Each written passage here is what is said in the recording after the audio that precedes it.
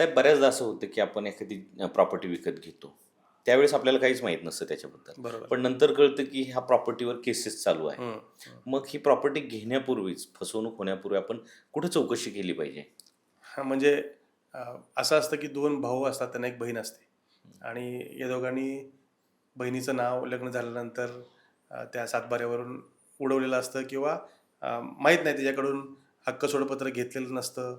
बऱ्याच गोष्टी असतात आणि नंतर हे दोघं भाऊ ती जमीन विकतात आणि नंतर आपल्याला कळतं की यांची एक बहीण आहे आणि तिचासुद्धा हक्क आहे. सो आपण घेतलेला व्यवहारच चुकीचा आहे. सो मला असं म्हणायचं की कुठलीही जमीन घेताना आपल्याला पूर्णपणे आजूबाजूच्या लोकांच्याकडनं माहितीसुद्धा घेतली पाहिजे की ही जमीन दोघांच्या नावावर आहे, यांची कुणी अजून रिलेटिव्ह आहे का? बऱ्याचदा असं असतं की वडिलांची अजून एक बायको असती, तिच्या मुलांचे सुद्धा हक्क या जमिनीवर येतात. अशा बऱ्याच गोष्टी असतात आणि ते सोयीस्कररित्या लपवतात. सो अशी काही लपवाछपवी झाली आहे का?